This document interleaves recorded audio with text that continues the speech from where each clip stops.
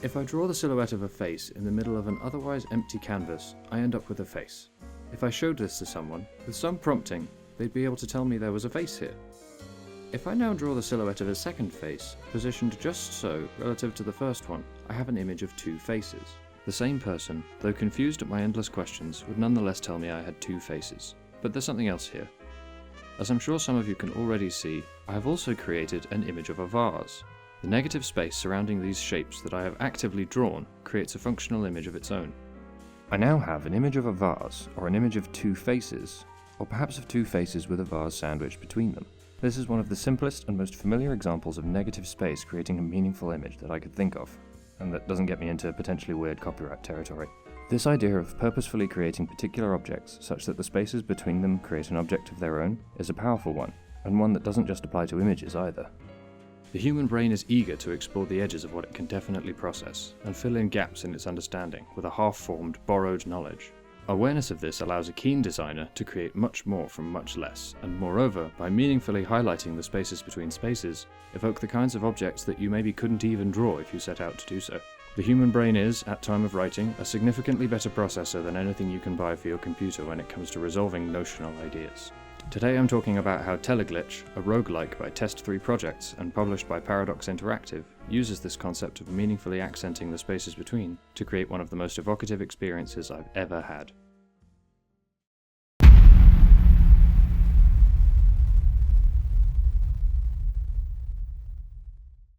Teleglitch tells the story of a single surviving menial worker of a wacky future disaster on a backwater planet at the very edge of habitable space.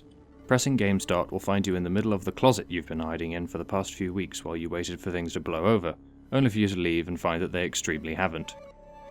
It transpires that what seemed like a minor workplace emergency only the other day was actually the long-range teleportation systems your employers were working on bringing something back from the other side, and it has turned the AI's personality switch from gentle administration to human extinction, causing it to give all of the security staff mandatory compliance upgrades and use the teleporter to forcibly enact the extremely divisive Bring the Legions of Hell to Work Day. Your lot in life is to stab, gun, and bomb your way from one teleporter to the next as you try to get to the heart of this mess, and mostly just to survive.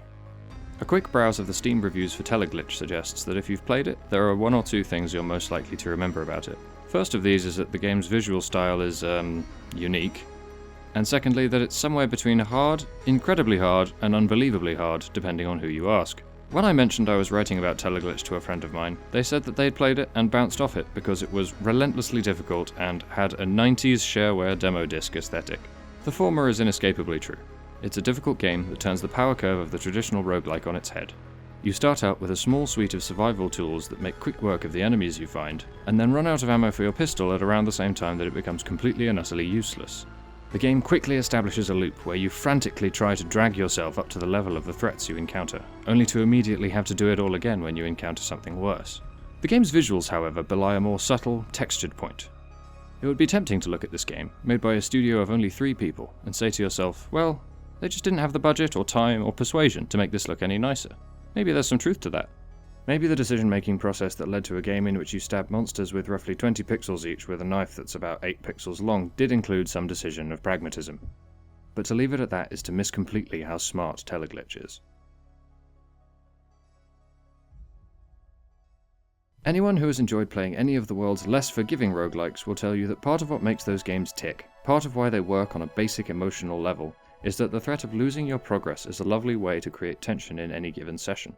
If the player stakes something undeniably real, in this case the time they've already spent, on the outcome of a fight, they're immediately, tangibly invested. If you win, you're vindicated. It was all worth it. If you lose, you're devastated. All that time was wasted. Now, exactly how wasted that time was varies from game to game, and the kind of stress that can build up is not for everyone, but Teleglitch is absolutely dripping with it. Every death in Teleglitch sends you right back to square one, or, if you're particularly good, back to a starting point later in the game. These checkpoints might sound like progress, but the less than perfect equipment they force you to start with make it impossible to ever feel like they're a true upgrade. The only things that carry over between playthroughs of this game are a list of recipes for items you've made, a list of monsters you've killed, and a list of text entries you've read.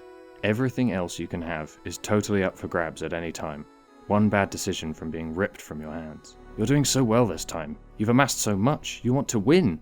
You fear the prospect of losing. and it turns out that fear is the active ingredient that makes Teleglitch's otherwise unassuming visual style, and by consequence its whole design, start to absolutely sing.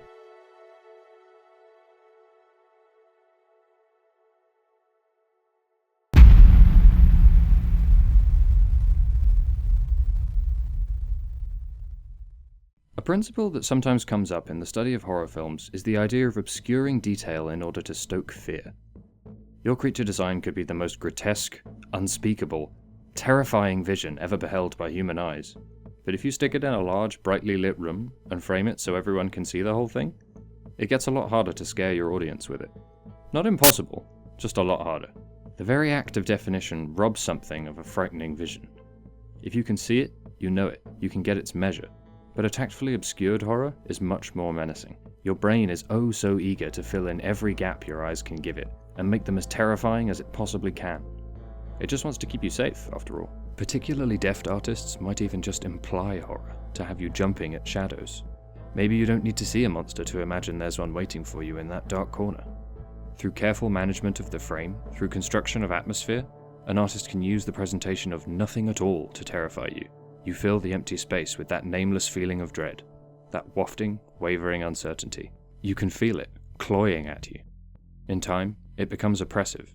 It becomes a thick, heavy feeling that affects your mood, slows you down, stresses you out. In a very real sense, your mind makes it real. The connection I'm trying to establish here is that this technique in horror, creating fearful emotion from nothing but meaningfully framed emptiness, is itself making use of negative space. Instead of the vase being framed with some images of faces, it is framed with a dark, ominous atmosphere made of an evocative soundscape, a lighting engine that takes extra special care to highlight what you can't see as much as it does what you can. Instead of a vase, your brain creates the most frightening thing possible. A manifestation of the very idea that you haven't yet seen the worst this experience has to offer. In a video game, particularly one like Teleglitch, this effect can be even more pronounced. Not only are there the previously mentioned stakes, losing as much as hours of sweet progress, but in a medium that moves entirely at the speed of the player, the dynamic of power changes completely. In most horror films, you can maybe hit the pause button, but unless you're watching alone, it's rarely considered as an option. The film just rolls on, things ratchet up and build to a crescendo, and then resolve. In a video game, it's all on you. You have to make the decision to investigate the dark corner. You have to see what's at the end of that hallway. You have to do what it takes to survive. Whatever is running around in that pipe could have serious implications for you as a player, not just as an avatar. And though the proverbial audience will be screaming at you not to, you absolutely will let your curiosity get the better of you.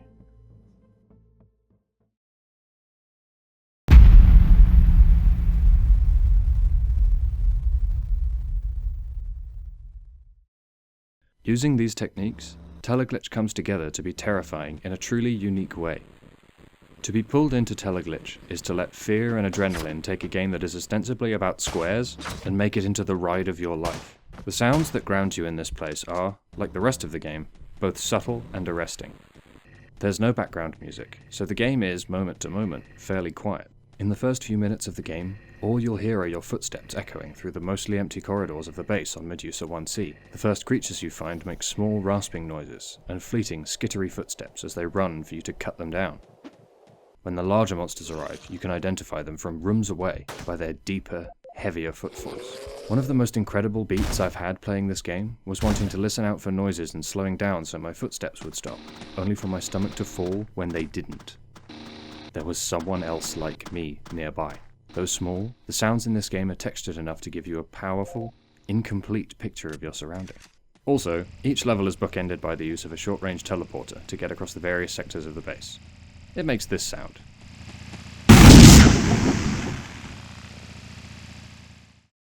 This is the best sound effect in all of video games.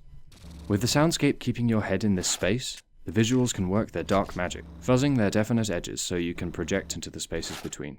The most obvious way this happens is with the way that every weapon in the game fires. Each pull of the trigger releases a distortion effect that warps everything just in front of your body, and the effect increases with the size of your gun. This goes so far it actually obscures whether or not you've hit your target. Coupled with the fact that even the rifles lose accuracy at long ranges, a tension emerges. If you wait until the game's horrifying monsters are right on top of you, you can't be sure if you've taken them down at all, sometimes until it's too late.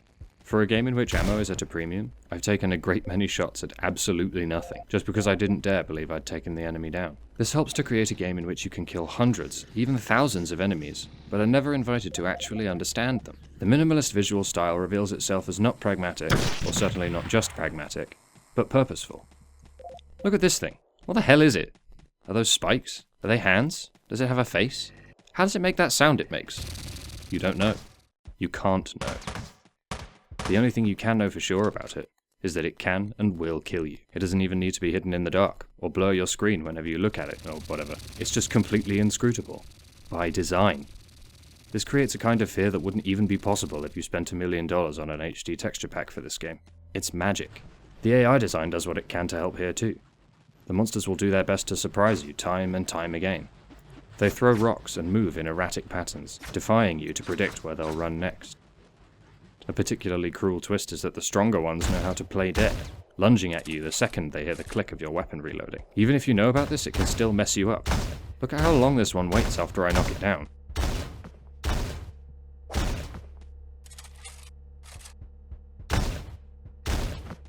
It's so rude, and I love it. There are 100 tiny things that make this game reach out and swipe at you, that make you feel unsafe.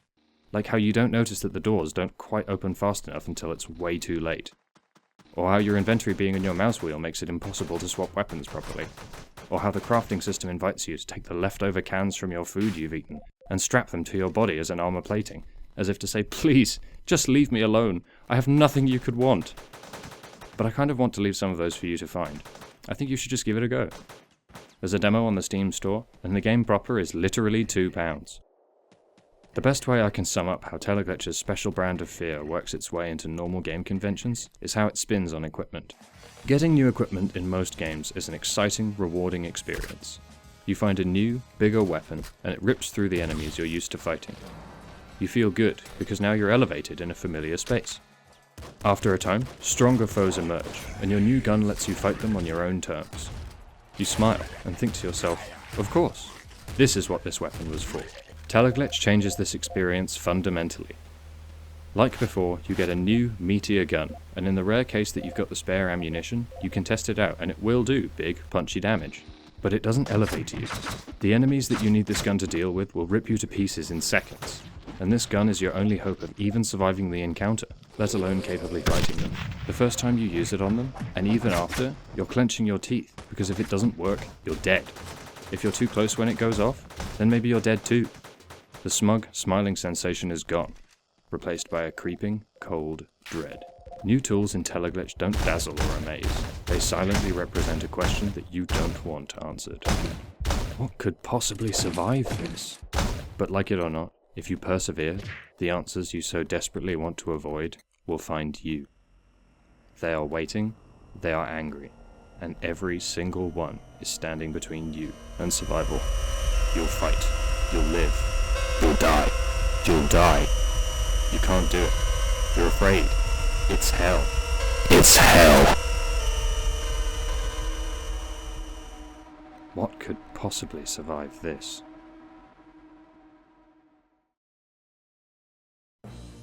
Hey folks, me again. Thanks for watching my video. If you liked it, you can tell YouTube, and by extension the world, that you liked it by clicking the like button down there. If you really liked it, you can click the proverbial like button of telling a friend about it. If I've piqued your interest, you can subscribe to my channel or follow me on Twitter so you'll know when the next one is coming.